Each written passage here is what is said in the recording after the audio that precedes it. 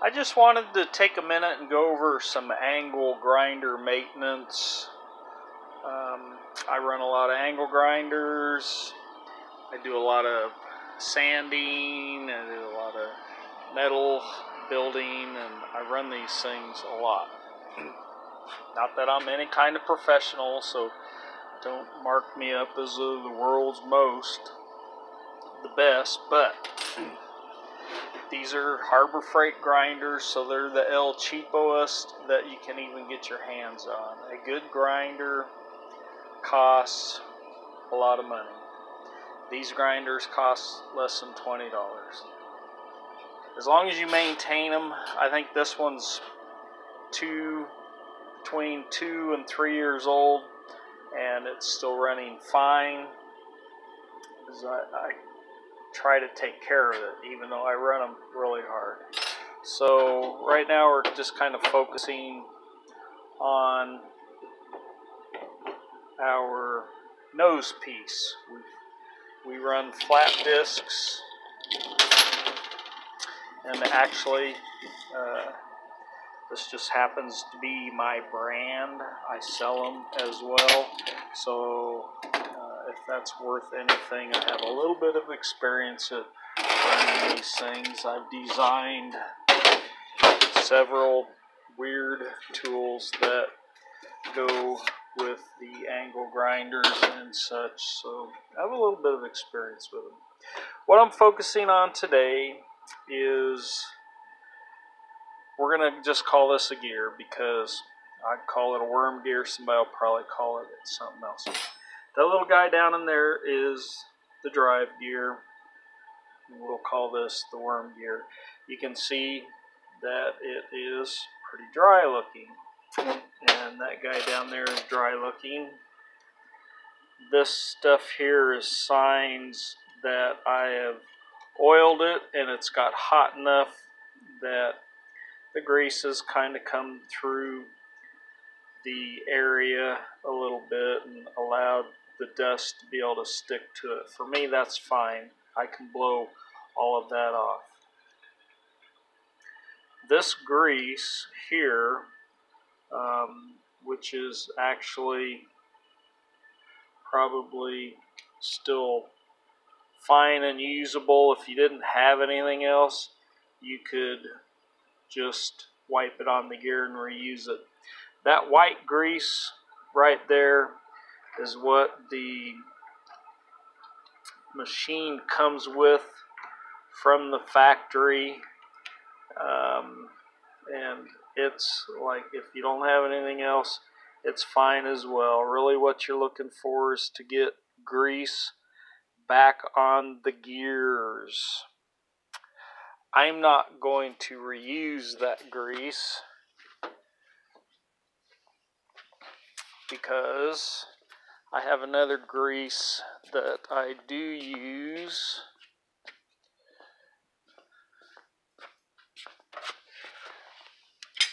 And I've got an electric grease gun. We're just going to use our hand grease gun. This is a Sealig. It's sold by, Sealig was bought out by Zepp, and Zepp is now the one that I buy this. For a matter of fact, I just got done buying another case of it, and I'm just going to show you what this looks like, as long as my grease gun isn't empty. Looks like regular old grease, right? This is actually some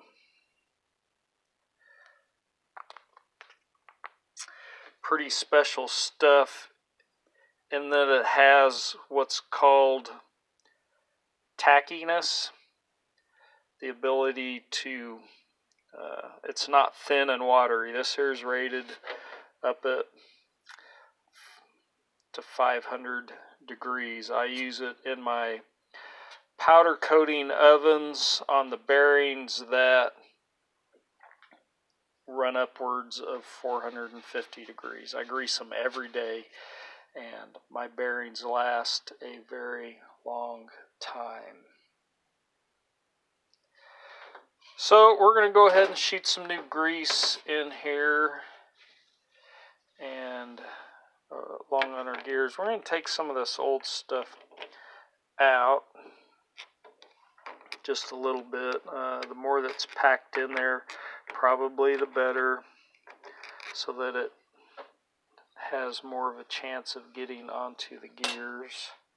But we're going to put some new in there. Okay, because I can't hold the camera and I'm not all set up for all that, I went ahead and took my gear and put some on there, and I have some on the drive gear.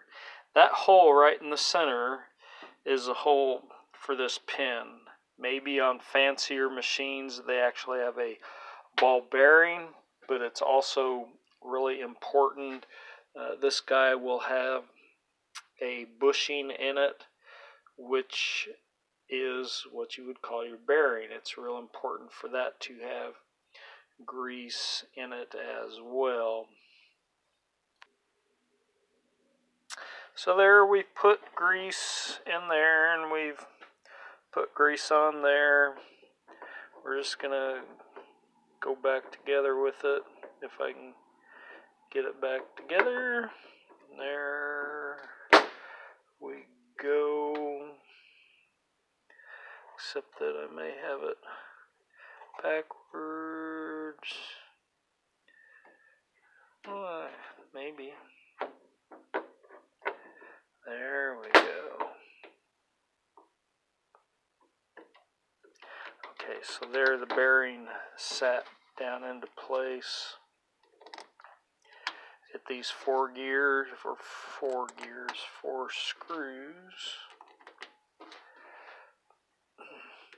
If I was going to go into the front part of the motor, I would remove the 4 screws that holds the case on. There's going to be another somewhat of an assembly in there that holds the front of the motor.